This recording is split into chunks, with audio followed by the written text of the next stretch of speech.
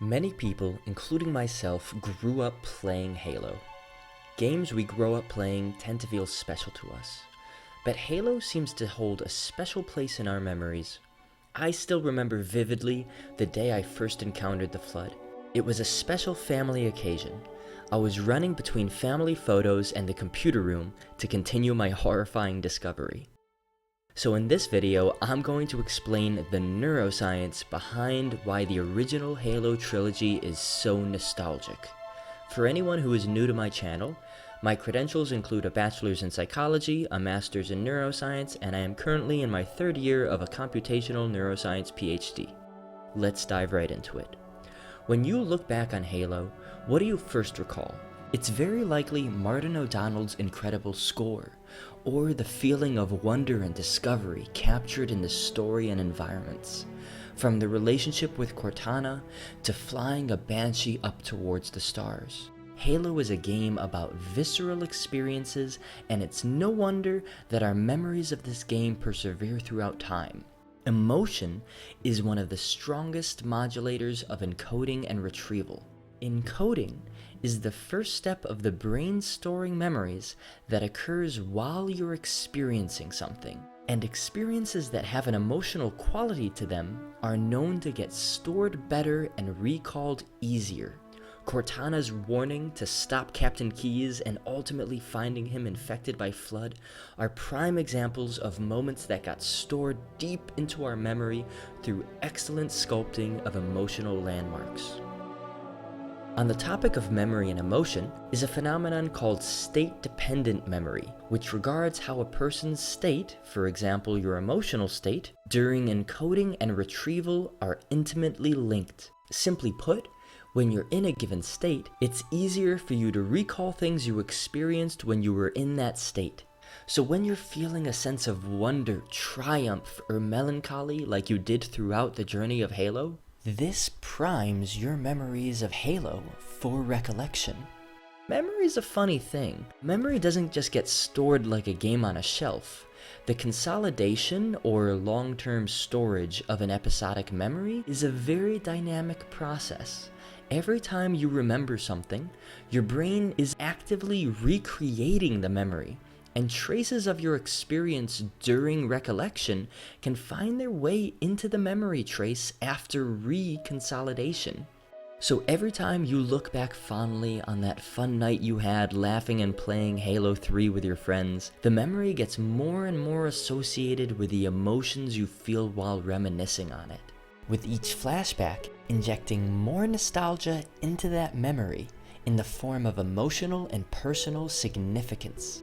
That's a lot about member berries, but what about playing the game itself? Halo excels in giving you a sense of embodiment. Embodiment refers to one's sense of the body corresponding to the self.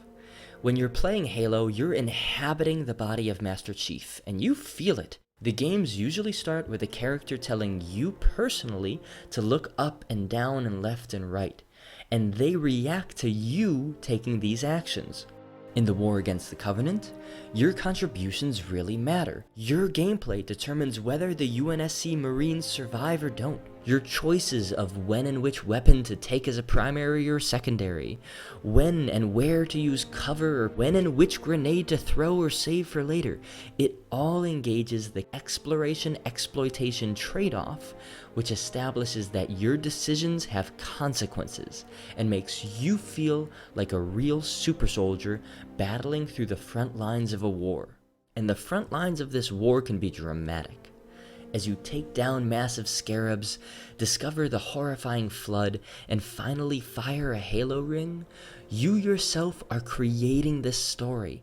High saliency and reference to the self are two more ingredients which dramatically promote consolidation of experiences into long-term memory, especially when combined with the release of the attention-modulating acetylcholine and the fight or flight-induced neuroepinephrine, also known as neuroadrenaline, which both are induced during the intense combat of Halo and heavily facilitate memory formation.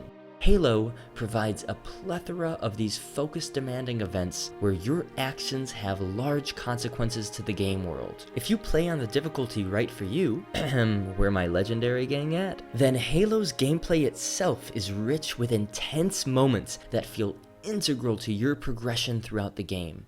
I'm not sure how common this sentiment is, but I absolutely loved getting stuck for hours and really having to think my way through an encounter.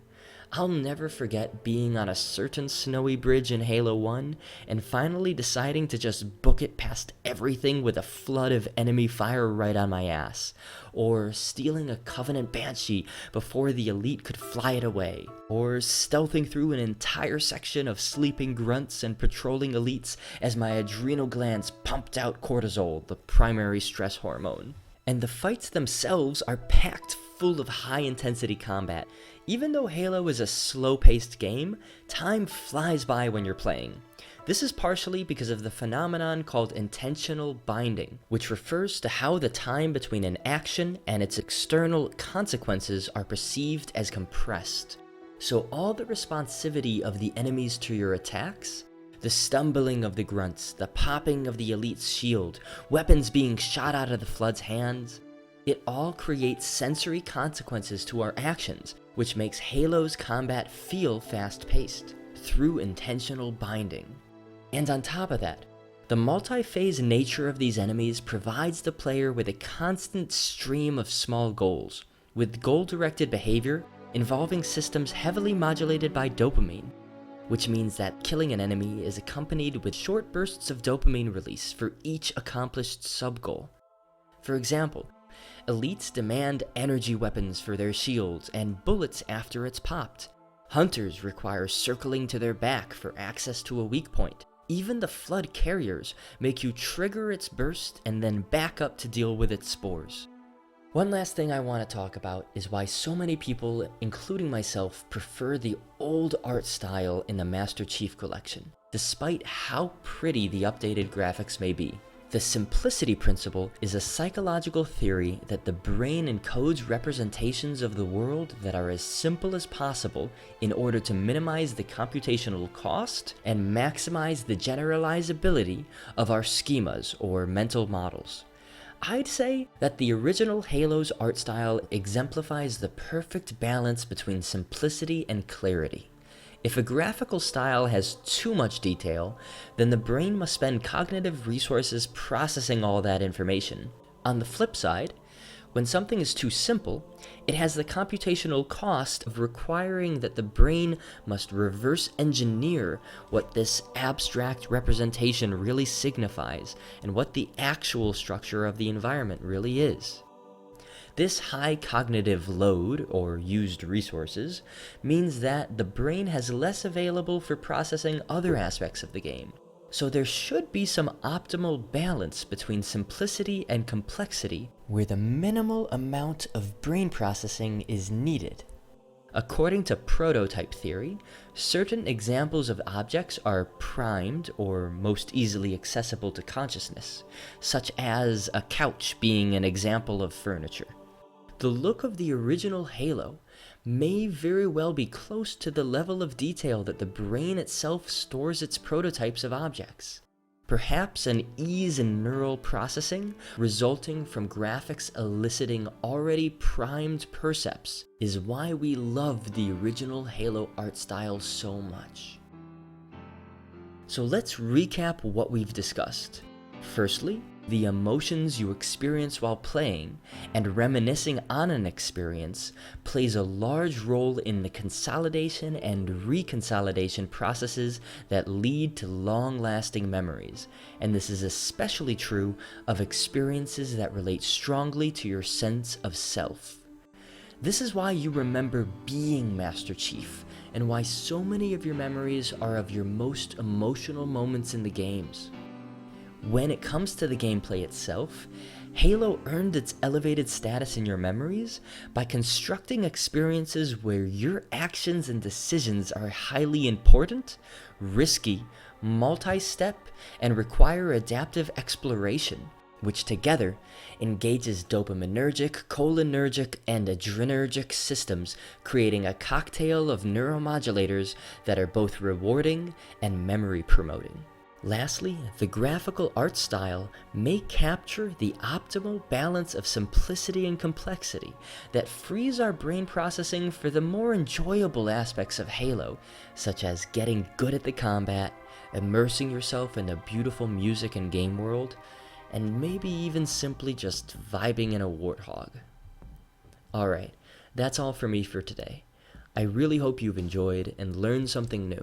Let me know how you feel this video compared to my other Neuroscientist Explains videos, and if you'd like to reinforce this kind of content on YouTube, consider giving it a share and all that good stuff the algorithm values. It actually really makes a difference for channels like mine. Till next time, stay curious.